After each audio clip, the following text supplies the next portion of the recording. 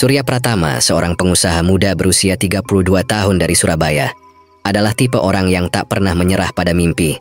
Dengan rambut pendek yang selalu rapi dan mata penuh semangat, ia membawa aura ambisi yang sulit disembunyikan. Namun, di balik senyum optimisnya ada beban berat yang ia pikul.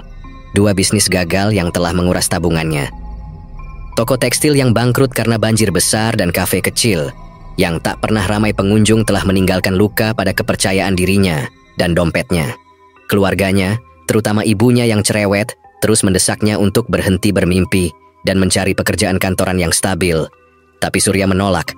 Baginya, menyerah sama dengan mengakui kekalahan, dan itu bukan pilihannya. Suatu hari, saat menyeruput kopi hitam di warung langganannya, Surya mendengar kabar dari seorang kenalan bisnis. Sebuah pabrik plastik tua di pinggiran Ponorogo dijual dengan harga yang sangat murah, jauh di bawah harga pasar. Pemiliknya ingin cepat lepas tangan, kata kenalannya sambil mengangkat bahu. Katanya sih sudah tak sanggup urus lagi. Surya langsung tersentak. Harga murah, peluang bisnis, ini bisa jadi tiket emasnya untuk bangkit. Tanpa buang waktu, ia menghubungi pemiliknya, seorang pria bernama Pak Hartono, dan mengatur pertemuan untuk melihat lokasi.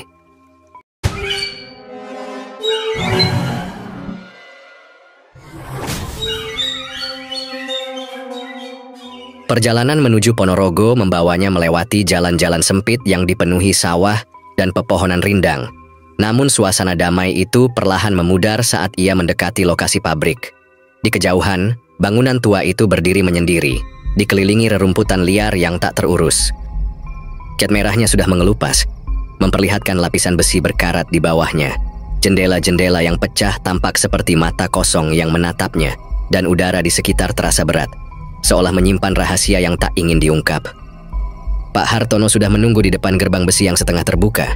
Pria tua itu tampak rapuh, dengan kulitnya yang keriput dan tangan yang sedikit gemetar saat menyapa Surya. "Selamat datang Pak Surya," katanya. Suaranya serak dan terdengar dipaksakan. "Pabrik ini bagus loh, harganya murah banget. Jarang ada kesempatan begini." Namun ada sesuatu yang aneh dalam sikapnya. Matanya tak pernah bertemu dengan tatapan Surya, dan ia terus mengusap keringat di dahinya meski angin sore cukup sejuk. Surya yang terlalu fokus pada potensi keuntungan, mencoba mengabaikan firasat buruk yang mulai menggelitik di dadanya. "Kenapa dijual murah sekali, Pak?" tanyanya. Nada suaranya penuh rasa ingin tahu. Pak Hartono tersenyum kaku, lalu mengalihkan pandangan ke arah lain. "Ya, umur saya sudah tua, sudah waktunya pensiun. Ingin cepat selesai saja biar tak repot." Jawabannya terdengar seperti dihafal, dan Surya merasa ada yang disembunyikan. Tapi ia tak mendesak lebih jauh. Bagaimanapun harga itu terlalu menggiurkan untuk dilewatkan.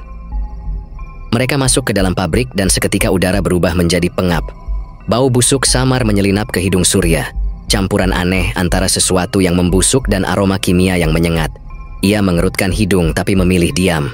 Lantai beton dipenuhi debu tebal, dan mesin-mesin tua berdiri diam seperti raksasa yang tertidur. Jaring laba-laba bergoyang pelan di sudut-sudut, dan sinar matahari yang masuk melalui skylight kotor hanya menambah kesan suram tempat itu. Saat berjalan menyusuri gudang, Surya merasa bulu kuduknya berdiri. Ia menoleh cepat ke arah sudut gelap, yakin melihat bayangan bergerak. Tapi saat ia menatap lebih lama, tak ada apa-apa di sana. Mungkin hanya bayangan, gumamnya dalam hati, mencoba menenangkan diri. Pak Hartono yang berjalan di depan tampak semakin gelisah. Ia terus melirik ke arah pintu keluar, dan sesekali menggosok tangannya, seolah ingin buru-buru pergi. Setelah tur selesai, Surya berdiri di tengah ruang produksi. Membayangkan mesin-mesin itu hidup kembali, menghasilkan plastik berkualitas tinggi yang akan mengisi rekening banknya. "Saya ambil," katanya tiba-tiba, mengulurkan tangan ke Pak Hartono. Wajah Pak Hartono langsung berseri, lega yang tak bisa disembunyikan. "Bagus, bagus. Besok saya siapkan dokumennya." Ia menggenggam tangan Surya erat-erat, seolah takut Surya akan berubah pikiran.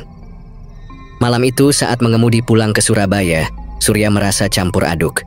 Ada kegembiraan karena akhirnya menemukan peluang besar, tapi juga sedikit kegelisahan yang tak bisa ia tepis. Gambar pabrik tua itu terus muncul di benaknya, seperti monster yang menunggu dalam kegelapan. Seminggu kemudian, kepemilikan pabrik resmi beralih ke tangan Surya. Ia tak membuang waktu dan langsung merekrut pekerja lokal untuk merenovasi tempat itu. Rencananya sederhana, bersihkan bangunan, perbaiki mesin, dan mulai produksi dalam sebulan. Tapi sejak hari pertama, masalah mulai muncul. Para pekerja, yang kebanyakan berasal dari desa-desa sekitar, tampak enggan. Mereka bekerja dengan langkah lambat, sering berhenti untuk berbisik satu sama lain, sambil melirik ke sudut-sudut gelap. Surya memperhatikan, tapi awalnya menganggap itu hanya kebiasaan orang desa yang tak terbiasa dengan kerja keras. Suatu siang, saat ia mengawasi pembersihan ruang utama, Surya mendengar percakapan dua pekerja. "Kamu dengar semalam?" tanya Joko, seorang pemuda kurus, pada rekannya, Pak Budi, pria tua dengan wajah penuh kerutan, mengangguk muram. "Langkah kaki itu lagi. Tempat ini tak beres." Surya mendekat, berusaha terdengar santai. "Langkah kaki apa yang kalian bicarakan?" Keduanya saling pandang ragu. Akhirnya Pak Budi berbicara, suaranya pelan. "Pak, ini tempat lama punya cerita. Banyak yang bilang ada sesuatu di sini. Dulu pernah ada kecelakaan. Pak Slamet, operator mesin, mati tertimpa alat. Katanya malam itu dia kerja sendirian." Surya mengerutkan kening. Kecelakaan bisa terjadi di mana saja. Itu tak berarti tempat ini berhantu. Tapi bukan cuman itu, sahut Pak Budi. "Ada yang lain. Orang-orang bilang malam di sini tak aman. Ada suara, bayangan, dan bau itu." Ia menunjuk ke arah gudang, tempat bau busuk samar masih tercium. Surya tertawa kecil, berusaha meredakan ketegangan. "Itu cuma bau bahan lama yang tertinggal. Kita bersihkan, semua akan baik-baik saja." Tapi dalam hati, ia mulai merasa ada yang tak beres. Untuk membuktikan tak ada yang perlu ditakuti, Surya memutuskan menginap di pabrik. Ia menyiapkan ranjang lipat di ruang kantor kecil dekat lantai produksi, membawa lampu senter dan beberapa dokumen untuk dikerjakan. "Kalau aku tak takut, mereka juga akan berhenti takut," pikirnya. Malam itu kegelapan menyelimuti pabrik seperti selimut tebal. Suara-suara kecil mulai terdengar. Derit logam tua, tetesan air dari atap bocor, dan sesekali langkah tikus di dinding. Surya berbaring di ranjang, berusaha tidur, tapi pikirannya tak bisa diam. Tepat tengah malam ia terbangun oleh suara yang lebih jelas. Langkah kaki lambat dan teratur, bergema di lorong kosong. Jantungnya berdegup kencang. "Siapa di sana?" teriaknya, tapi hanya keheningan yang menjawab. Langkah itu berhenti sejenak, lalu mulai lagi, lebih dekat sekarang. Surya meraih senter dan melangkah keluar. Cahaya senter menyapu lantai berdebu. Ia menelusuri setiap sudut, tapi tak menemukan siapapun. Saat kembali ke kantor, bau busuk itu kembali muncul, lebih kuat dari sebelumnya, seolah keluar dari dinding itu sendiri. Ia duduk di ranjang, tangan gemetar, tapi berusaha meyakinkan diri bahwa itu hanya imajinasinya. Keesokan harinya Surya berusaha melupakan kejadian malam itu. Ia bekerja lebih keras, membantu pekerja mengangkut puing dan membersihkan mesin. Tapi sikap pekerja semakin jelas. Mereka menolak lembur, bahkan saat Surya menawarkan bayaran double. "Setelah matahari terbenam, kami pulang," kata mereka tegas. Sore itu Surya menghampiri Pak Budi. "Kenapa kalian semua takut? Ini cuma bangunan tua. Tak ada apa-apa di sini." Pak Budi menatapnya dengan mata lelah. "Pak Surya, kami tahu apa yang kami lihat. Bayangan yang bergerak sendiri, suara-suara aneh dan bau kematian itu. Tempat ini punya masa lalu gelap, tinggalkan selagi bisa." Surya menggeleng. "Aku tak percaya hal-hal begitu. Ini masa depanku dan aku tak akan menyerah karena cerita-cerita konyol." Pak Budi menghela napas. "Semoga Pak benar. Tapi kalau salah, kami tak ingin ada di sini saat itu terjadi." Getaran mesin-mesin yang baru diperbaiki mengisi udara dengan ritme yang stabil, seolah menandakan kemenangan kecil bagi Surya. Setelah berminggu-minggu kerja keras, pabrik plastik tua itu akhirnya hidup kembali. Dentuman logam, deru sabuk konveyor, dan bunyi ritmis dari mesin cetak menciptakan ilusi bahwa segalanya telah kembali normal. Surya berdiri di tengah lantai produksi, dadanya membusung bangga. Dia telah meyakinkan dirinya bahwa kejadian-kejadian aneh di malam-malam pertama hanyalah khayalan, dipicu oleh tekanan usahanya yang nyaris bangkrut. Namun di sudut hatinya, sebuah kegelisahan terus menggerogoti, like bayangan yang menolak pergi meski cahaya matahari bersinar terang. Para pekerja sayangnya tidak seoptimis Surya. Meski produksi telah berjalan, suasana mencekam tetap menyelimuti mereka. Langkah mereka ragu, tatapan mereka sering melirik ke sudut-sudut gelap ruangan. Tempat lampu neon tak mampu menembus kegelapan sepenuhnya. Desas-desus mulai berembus di antara mereka, menyebar seperti asap beracun. Ada yang mengaku melihat bayangan hitam bergerak cepat di antara mesin-mesin, lenyap begitu saja saat didekati. Alat-alat hilang dari kotaknya, lalu muncul kembali di tempat yang tak masuk akal, seperti di atas rak setinggi 2 meter atau terselip di dalam drum kosong. Dan yang paling mengganggu, perasaan bahwa ada mata tak terlihat yang terus mengintai, menembus tulang belakang mereka dengan dinginnya. Surya mencoba menepis semua itu sebagai omong kosong. Orang-orang desa dan pikiran mereka yang penuh takhayul, gumamnya pada diri sendiri sambil memeriksa laporan produksi. Tapi bahkan dia tak bisa mengabaikan kerusakan aneh yang mulai muncul. Mesin-mesin yang baru diperbaiki itu kini penuh dengan goresan dalam, seperti bekas cakar binatang buas. Padahal pintu dan jendela pabrik selalu terkunci rapat.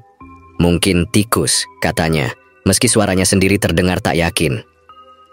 Ketegangan yang membayang akhirnya meledak pada suatu siang yang terik. Budi, pekerja tua yang pendiam namun rajin, sedang mengoperasikan mesin cetak injeksi ketika teriakan mengerikan menggema, memecah ritme monoton pabrik. Suara itu menusuk, penuh keputusasaan membuat bulu kuduk semua orang berdiri. Surya berlari menuju sumber suara, jantungnya berdegup kencang, dan pemandangan yang dia temui membuatnya membeku. Tangan kanan Pak Budi tersangkut di antara roda gigi mesin, hancur hingga tak lagi menyerupai tangan manusia. Tulang-tulangnya remuk, dagingnya tercabik, dan darah mengucur deras, membentuk genangan gelap di lantai beton. Tapi yang benar-benar membuat Surya merinding bukan sekadar luka mengerikan itu, melainkan apa yang terjadi pada darahnya. Alih-alih mengalir acak seperti biasa, darah itu seolah hidup, merayap perlahan membentuk pola-pola aneh, spiral yang berputar, garis-garis tajam yang saling silang, menyerupai simbol-simbol kuno yang tak bisa dia pahami. Dalam cahaya lampu pabrik, pola itu tampak berdenyut, seakan memiliki nyawa sendiri. "Matikan mesinnya, cepat!" teriak Surya, suaranya parau. Para pekerja yang terpaku akhirnya bergerak, memutus aliran listrik. Pak Budi ditarik keluar dengan susah payah, wajahnya pucat pasi dan matanya kosong. Dia dibawa ke rumah sakit terdekat, tapi gambar tangan yang remuk dan darah yang berbicara itu terus bergoyang di pikiran Surya. Pekerja lain hanya berdiri diam. Beberapa berbisik dengan nada ketakutan, ini bukan kecelakaan biasa. Pasca kejadian, Pak Budi selamat, tapi hanya secara fisik. Mentalnya runtuh. Dia tak lagi bicara, hanya menatap kosong dengan mata yang dipenuhi ketakutan. Ketika Surya mengunjunginya di rumah sakit, Pak Budi tiba-tiba mencengkeram lengannya dengan kekuatan yang tak wajar untuk seseorang dalam kondisinya. "Mata merah di kegelapan," bisiknya, suaranya serak dan terputus-putus. "Mereka mengawasi, selalu mengawasi." Lalu dia tersengal, matanya liar. "Wanita itu," dia bilang ada perjanjian. Sebelum Surya bisa bertanya lebih lanjut, Pak Budi ambruk ke bantal, mengigau tak jelas. 2 malam kemudian Pak Budi hilang. Tempat tidurnya di rumah sakit kosong, selimutnya terlipat rapi seolah tak pernah disentuh. Perawat bersumpah dia tak mungkin berjalan dengan kondisi seperti itu. Kamera pengawas pun tak menangkap apapun. Polisi datang mencari petunjuk, tapi tak ada jejak. Pak Budi lenyap, seolah ditelan malam. Desas-desus di desa semakin liar. Pabrik itu terkutuk, kata mereka. Surya membangunkan sesuatu yang seharusnya tetap tidur. Di tengah kekacauan itu, tidur, yang dulu jadi pelarian Surya, kini berubah menjadi siksaan. Setiap malam, mimpi yang sama menghantuinya. Seorang wanita muncul, berdiri di tengah bayang-bayang pabrik. Pakaiannya compang-camping, robek dan kotor. Wajahnya tertutup bayangan tapi penuh luka dalam. Goresan yang tampak hidup, berdarah perlahan. "Tolong aku," bisiknya, suaranya penuh keputusasaan yang menusuk. "Bebaskan kami." Matanya, kosong namun penuh kesedihan, menatap Surya hingga dia tersentak bangun, keringat membasahi tubuhnya. Bisikan itu terus bergema di telinganya, bahkan setelah dia membuka mata. Surya mencoba mengalihkan fokusnya ke pekerjaan, tapi pabrik seolah memiliki kehendak sendiri. Suara-suara aneh terdengar di malam hari, derit logam yang tak wajar, langkah kaki pelan di lantai kosong, dan sesekali tawa samar yang membuat darahnya membeku. Produksi terganggu, mesin mati tiba-tiba, dan goresan-goresan baru terus bermunculan, lebih dalam dan lebih ganas. Ketegangan mencapai puncaknya pada suatu malam yang sunyi. Saat memeriksa gudang, Surya menyadari ada yang aneh dengan denah bangunan. Sebuah dinding di sudut tak sesuai dengan cetak biru yang dia miliki. Rasa ingin tahunya mengalahkan ketakutan. Dia mengetuk dinding itu dan mendengar gema kosong.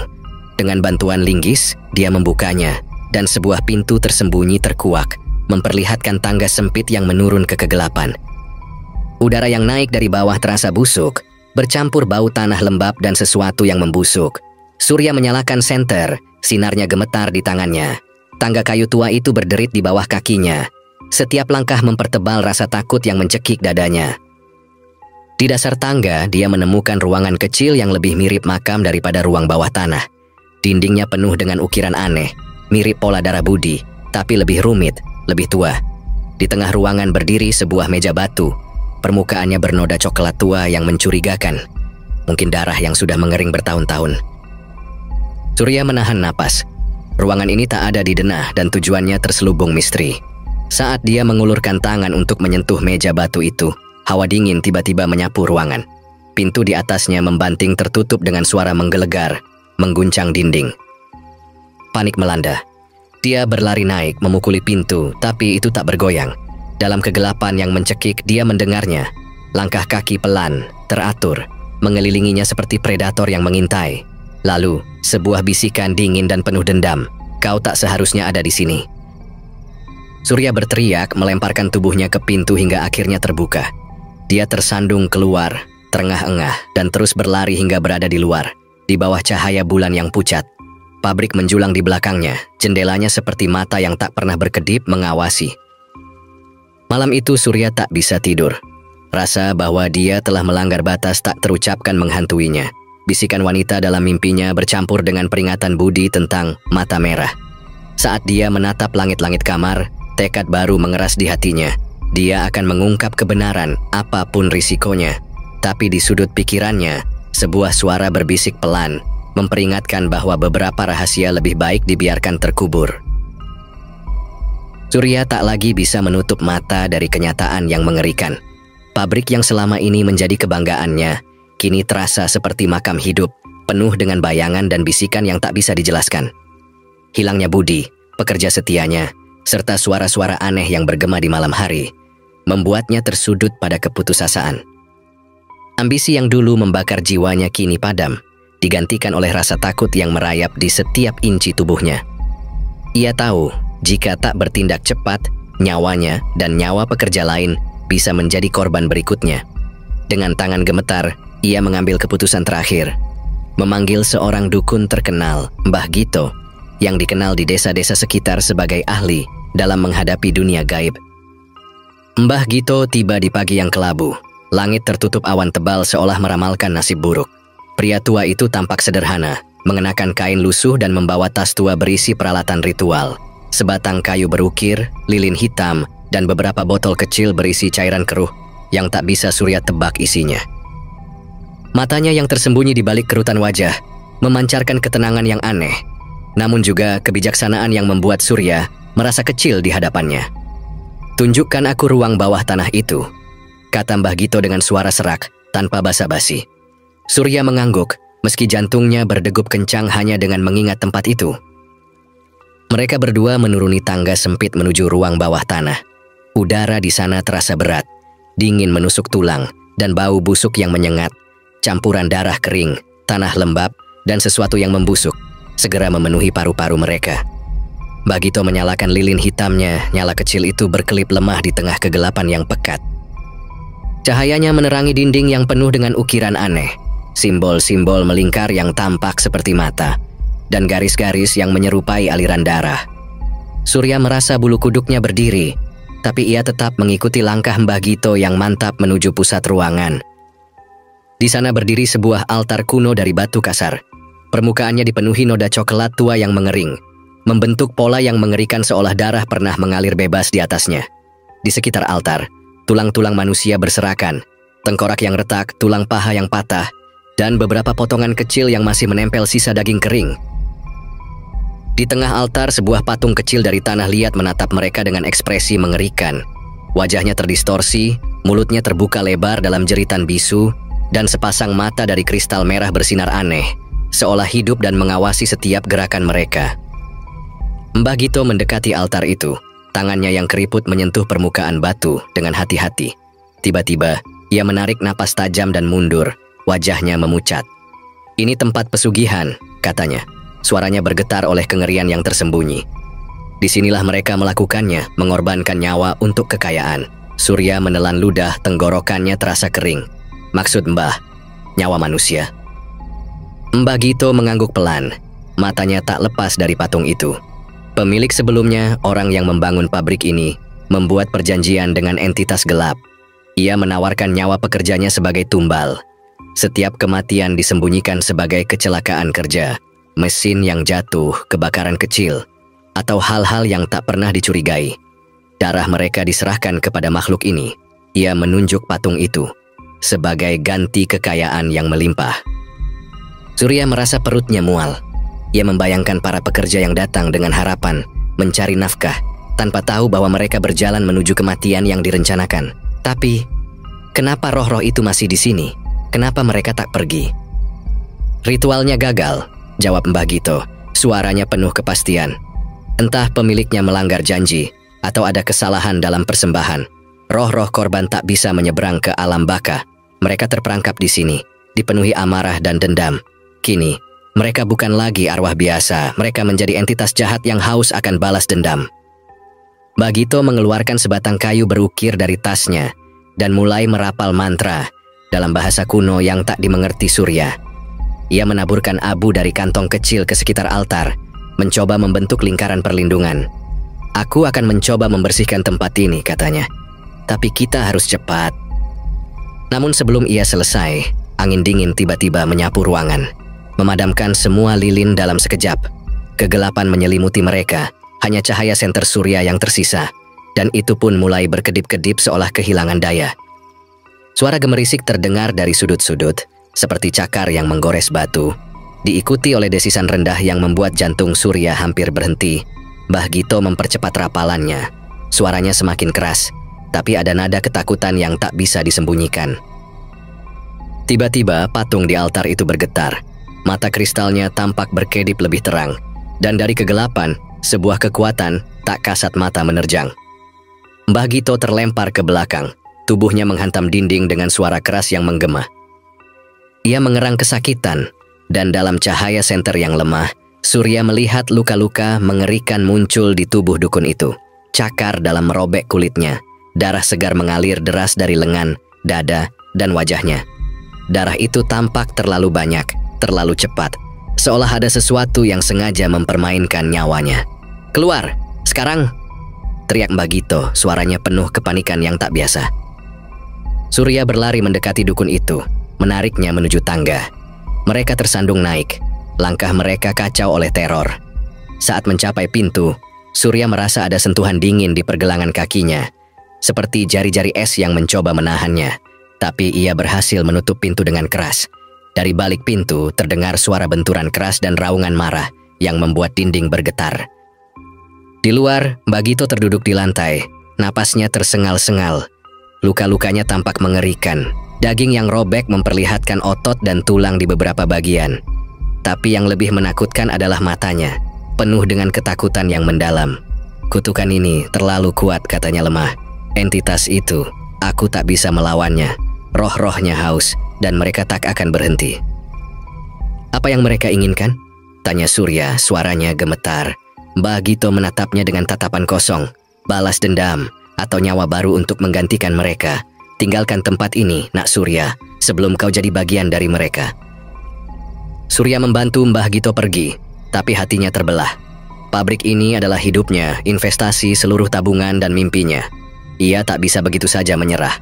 Tapi setelah apa yang baru saja dilihatnya, ia mulai ragu apakah nyawanya sepadan dengan semua ini. Setelah kepergian Mbah Gito, suasana di pabrik berubah menjadi lebih mencekam. Surya tak lagi bisa tidur. Setiap kali ia memejamkan mata, bayangan altar dan patung itu menghantuinya. Tapi mimpi bukan satu-satunya yang mengejarnya. Teror nyata mulai merasuki hari-harinya. Suatu malam saat ia duduk di kantor kecilnya, ia mendengar suara langkah kaki di lorong. Langkah itu berat, disertai bunyi gesekan seperti sesuatu yang diseret. Ia mengintip keluar, tapi hanya melihat bayangan gelap yang lenyap di balik mesin-mesin tua. Jantungnya berdegup kencang, tapi ia mencoba meyakinkan diri bahwa itu hanya imajinasi. Namun keesokan harinya ia tak bisa lagi menyangkal. Saat ia masuk ke kamar mandi pabrik untuk mencuci muka, ia melirik cermin di atas wastafel. Bukan wajahnya yang terpantul di sana, melainkan wajah seorang pria asing. Kulitnya pucat seperti mayat, matanya kosong dan hitam dan separuh wajahnya hancur. Tulang pipi terlihat menyembul dari daging yang robek, darah mengalir perlahan dari luka-luka itu. Pria itu membuka mulutnya, memperlihatkan gigi yang patah dan gusi yang berdarah, lalu berbisik dengan suara serah, "Kau berikutnya." Surya tersentak mundur, dan cermin itu pecah berkeping-keping tanpa disentuh. Dari dinding di belakangnya, darah segar mulai merembes, mengalir perlahan seperti air dari retakan, membawa bau busuk yang tak tertahankan. Ia berlari keluar, tapi penampakan itu tak berhenti. Di sudut matanya ia melihat sosok-sosok lain. Seorang wanita dengan leher yang terputus, kepalanya bergoyang-goyang di atas pundaknya.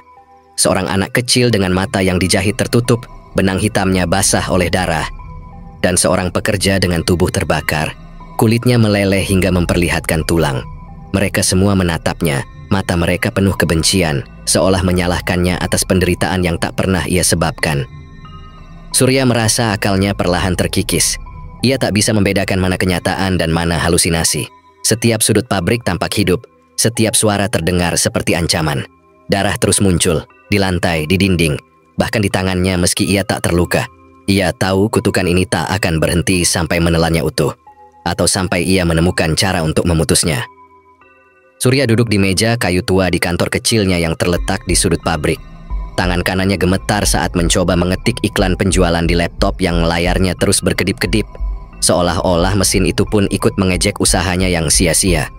Sudah berminggu-minggu ia memasang iklan, menelepon calo properti, bahkan menawarkan harga yang jauh di bawah pasaran, tapi tak ada satupun yang mau mendekati pabrik ini, apalagi membelinya. Para calo yang biasanya rakus pada peluang murah, hanya menggeleng dengan wajah pucat. "Tempat itu angker," ujar salah seorang dengan suara bergetar.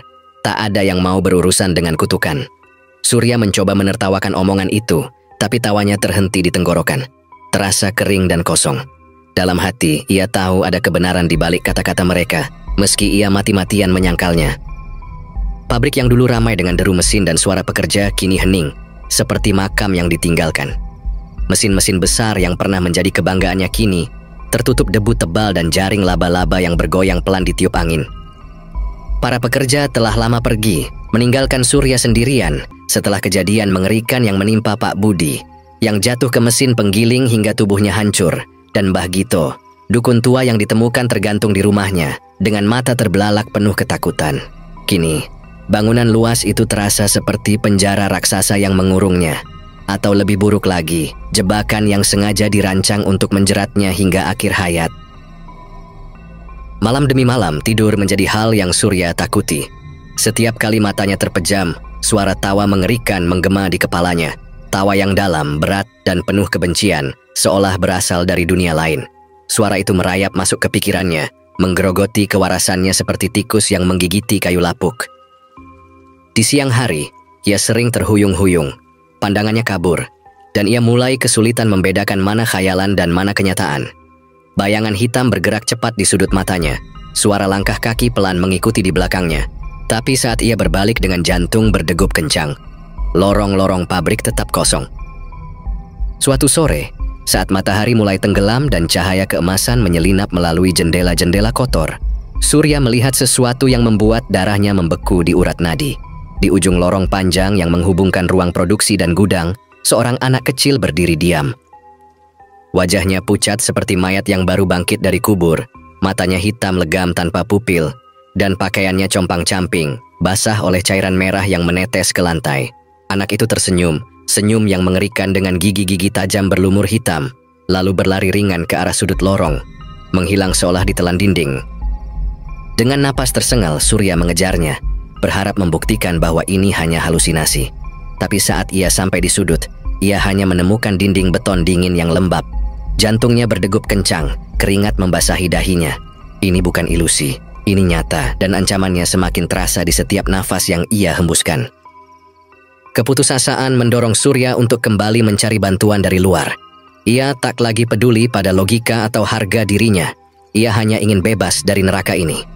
Dukun selanjutnya yang datang adalah Mbah Sumi, seorang wanita tua dengan punggung bungkuk dan mata tajam. Ia membawa dupa, minyak wangi, dan benda-benda ritual yang tampak asing. Dengan langkah pelan, ia berkeliling pabrik sambil merapal doa-doa kuno. Asap dupa membumbung membentuk pola aneh di udara. Tapi tiba-tiba ia berhenti di tengah lorong, tubuhnya menegang. "Tempat ini terlalu gelap," katanya dengan suara bergetar. Wajahnya memucat seolah melihat sesuatu yang mengerikan. "Aku tak sanggup." Tanpa menjelaskan lebih lanjut, ia berbalik dan pergi tergesa-gesa, meninggalkan Surya dalam kebingungan yang membakar. Dukun ketiga Pak Karto tampak lebih berani. Ia datang dengan pedang pusaka berkilau dan sikap penuh percaya diri, mengklaim bisa memotong ikatan gaib yang mengikat roh-roh jahat itu. Ritualnya diadakan di ruang bawah tanah, tempat yang selalu dihindari Surya karena udaranya terasa berat dan bau amis samar selalu tercium. Di depan altar tua yang penuh noda hitam, Pak Karto mulai melantunkan mantra. Suaranya keras dan penuh wibawa. Tapi sebelum ia menyelesaikan kalimat terakhir, sesuatu yang tak terlihat bergerak cepat. Tubuh Pak Karto tiba-tiba terangkat ke udara, matanya melebar penuh teror, lalu dihempaskan ke dinding dengan kekuatan mengerikan.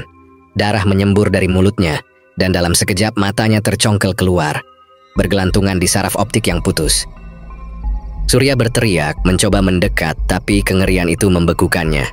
Pak Karto jatuh ke lantai seperti boneka rusak, tubuhnya tak lagi bernyawa. Bau darah dan kematian memenuhi ruangan, dan Surya melarikan diri dengan kaki gemetar, tak berani menoleh ke belakang. Setelah kejadian itu, tak ada dukun yang mau mendekat, meski Surya menawarkan bayaran berlipat ganda. Namanya kini menjadi bisik-bisik di kalangan paranormal, dianggap sebagai pembawa sial yang telah membangunkan kutukan kuno. Ia benar-benar sendirian, terperangkap dalam mimpi buruk yang tak kunjung usai. Hari-hari berikutnya terasa seperti kabut tebal yang menyelimuti hidupnya. Setiap usaha untuk melawan kutukan ini berakhir sia-sia, dan Surya merasa seperti tikus yang terperangkap dalam jebakan mematikan. Dalam keheningan malam, ia teringat pada Pak Hartono, pria yang menjual pabrik ini padanya dengan tergesa-gesa beberapa bulan lalu. Mungkin dia tahu sesuatu, pikirnya.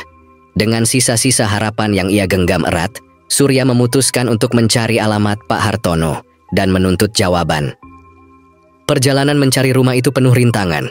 Warga desa yang ia tanyai tampak enggan membantu, menjawab dengan nada pelan dan mata yang gelisah. "Jangan ke sana, nak," kata seorang kakek tua, tangannya gemetar memegang tongkat. Orang yang terlibat dengan pabrik itu tak pernah berakhir baik. Tapi Surya tak punya pilihan lain. Setelah bertanya-tanya dengan susah payah, ia akhirnya menemukan petunjuk. Sebuah rumah tua di ujung desa, tersembunyi di balik deretan pohon beringin yang angker. Rumah itu tampak seperti relik dari masa lalu. Dindingnya retak, atapnya penuh lumut, dan jendela-jendelanya ditutupi kain hitam yang robek. Surya mengetuk pintu kayu yang rapuh, jantungnya berdegup kencang. Pintu terbuka perlahan, dan seorang wanita tua muncul dari baliknya. Wajahnya penuh kerutan, matanya sembab, dan rambutnya yang putih acak-acakan. "Siapa kamu?" tanyanya. Suaranya serak dan lemah. "Saya Surya," jawabnya dengan hati-hati. "Saya yang membeli pabrik dari Pak Hartono. Saya ingin bertemu dengannya." Wanita itu Bu Marni, istri Pak Hartono, menatapnya lama, lalu menggeleng pelan. "Pak Hartono sudah tiada, nak. Meninggal beberapa hari lalu," katanya, nadanya penuh duka. Surya tersentak. "Meninggal? Tapi dia sehat saat terakhir saya bertemu dengannya." Bu Marni menghela napas panjang, lalu mengundang Surya masuk. Di dalam rumah yang gelap dan pengap, ia mulai menceritakan kisah yang selama ini disembunyikan. "Suami saya bukan pemilik pertama pabrik itu," katanya, suaranya gemetar. Pemilik pertamanya adalah Pak Syarif, seorang pengusaha kaya yang datang dari kota besar puluhan tahun lalu. Ia membangun pabrik itu dengan tangannya sendiri, tapi ia tak pernah puas.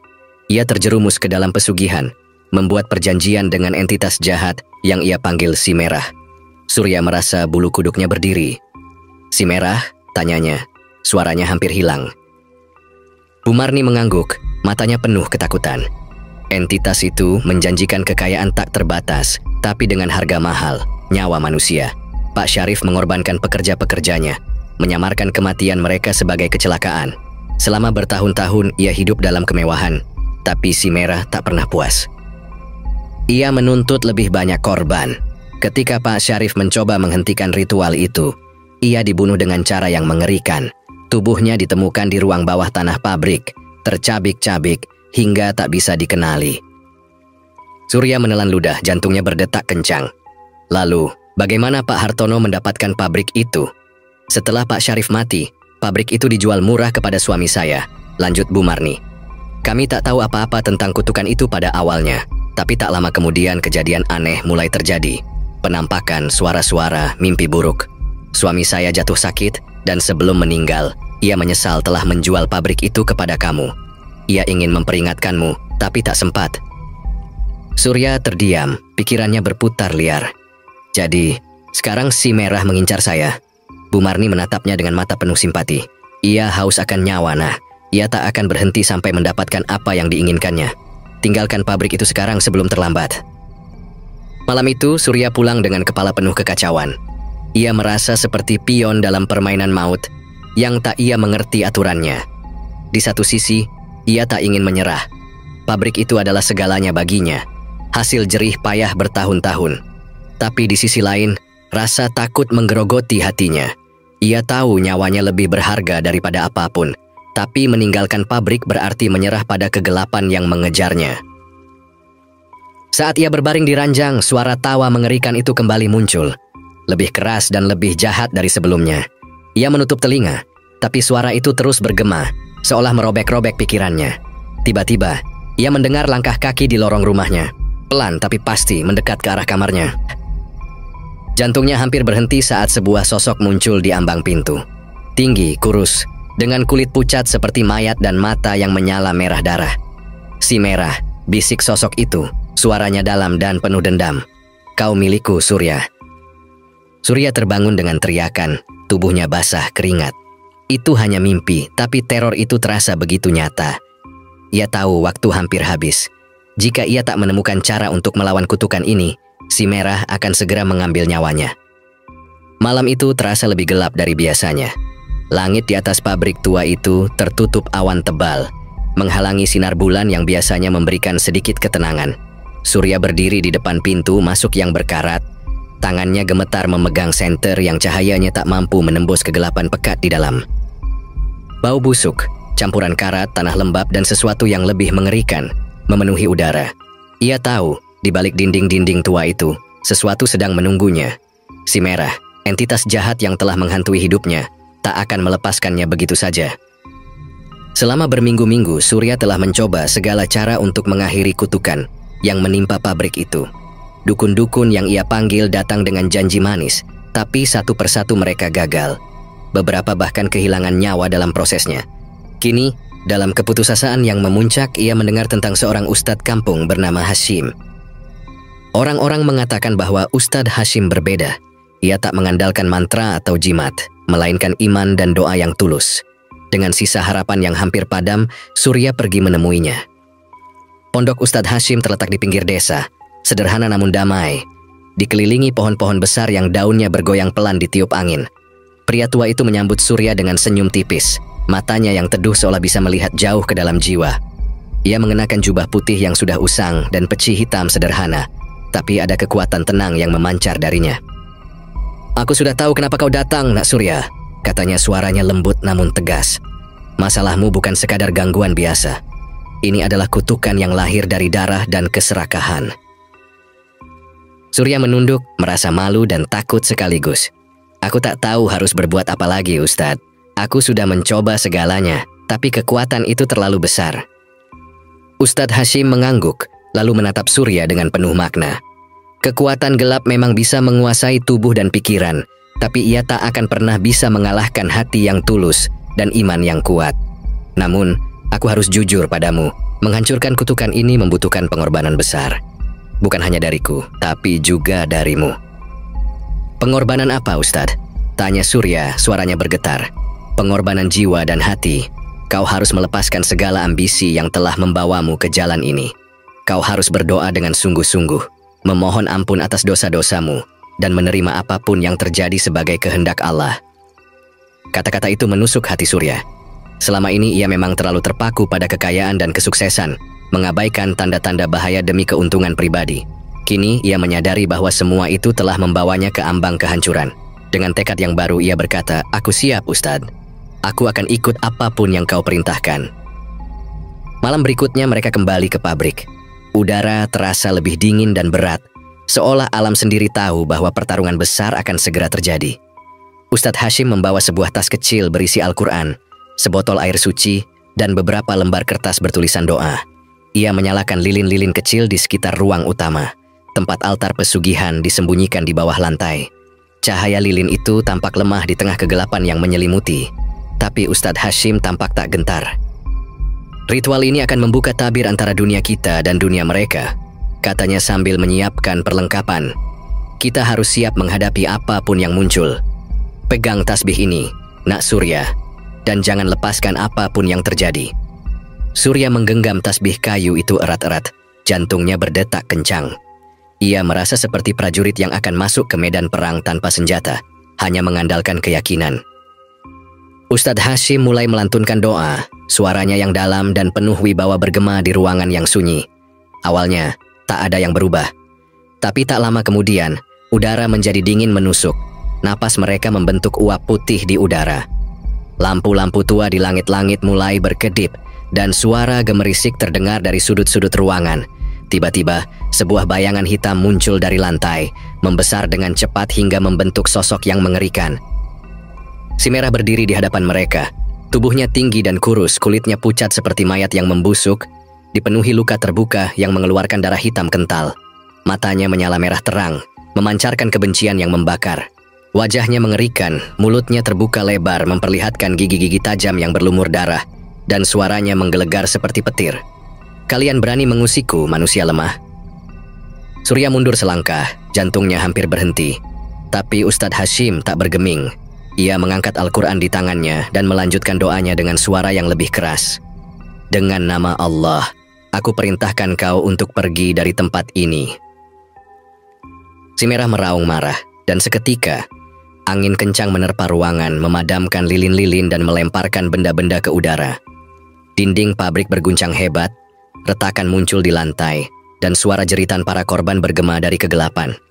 Surya hampir jatuh, tapi ia berusaha bertahan, menggenggam tasbih itu seolah nyawanya bergantung padanya. Di tengah kekacauan itu, sosok-sosok samar mulai muncul dari bayangan. Roh-roh korban pesugihan dengan wajah penuh kesedihan dan kemarahan berdiri di sekitar ruangan. Di antara mereka, Surya melihat wanita dari mimpinya. Pakaiannya compang-camping, wajahnya penuh luka, tapi matanya kini memancarkan tekad. Ia melangkah maju memimpin roh-roh lainnya, dan bersama-sama mereka membentuk lingkaran di sekitar Ustadz Hashim, seolah melindunginya dari serangan si Merah. "Bebaskan kami," bisik wanita itu, suaranya lembut namun penuh kekuatan. "Hancurkan altar itu." Ustadz Hashim, dengan wajah penuh keringat dan napas tersengal, melanjutkan doanya. Ia mengarahkan tangannya ke arah altar di bawah lantai, dan dari telapak tangannya, cahaya putih samar muncul, menembus kegelapan. Si Merah mencoba menerjang, tapi roh-roh korban menahannya, membentuk dinding tak terlihat yang menghalangi jalannya. Surya, yang awalnya hanya berdiri membeku, merasakan sesuatu bergerak di dalam dirinya. Rasa takut yang selama ini menguasainya perlahan digantikan oleh keberanian yang tak ia sangka ada. Ia menyadari bahwa ini adalah kesempatannya untuk menebus kesalahannya. Dengan lutut gemetar, ia berlutut di lantai, menutup mata, dan untuk pertama kalinya, ia berdoa dengan tulus dari hati. "Ya Allah, ampuni aku atas segala keserakahanku. Aku telah membutakan diri dengan ambisi, mengorbankan nyawa orang lain demi keuntunganku. Aku mohon, bebaskan tempat ini dari kutukan, dan selamatkan jiwa-jiwa yang terperangkap." Doanya yang sederhana namun tulus itu seolah menjadi percikan yang membakar kekuatan baru. Cahaya dari tangan Ustadz Hashim semakin terang, dan roh-roh korban bersinar lebih kuat. Suara mereka bergabung dalam doa yang harmonis. Si Merah, yang tadinya tampak tak terkalahkan, kini terdorong mundur, tubuhnya mulai retak dan hancur. Dengan teriakan terakhir yang menggetarkan jiwa, Ustadz Hashim mengarahkan seluruh energinya ke altar. Sebuah ledakan cahaya memenuhi ruangan, begitu terang hingga Surya harus menutup matanya. Ketika ia membuka mata kembali, keheningan menyelimuti pabrik. Si Merah telah lenyap, altar di bawah lantai hancur berkeping-keping, dan roh-roh korban perlahan memudar. Wajah mereka kini penuh kedamaian. Ustadz Hashim terduduk lemah di lantai. Napasnya tersengal. Luka-luka di tubuhnya berdarah. Tapi ia tersenyum tipis. "Kutukan itu telah dihancurkan," katanya. Suaranya lemah namun penuh syukur. Roh-roh itu kini bebas. Surya berlari mendekatinya, membantu Ustadz itu berdiri. Terima kasih, Ustadz. Aku tak tahu bagaimana membalas budi ini. Ustadz Hashim menggeleng. Ini bukan hanya karyaku, Nak Surya. Ini adalah kekuatan iman dan pengorbanan bersama. Kau telah menemukan jalanmu kembali. Demikianlah cerita horor pada video kali ini. Terima kasih sudah menonton video ini. Jangan lupa untuk like, komen, dan subscribe. Serta nyalakan juga notifikasinya agar tidak ketinggalan untuk video-video selanjutnya.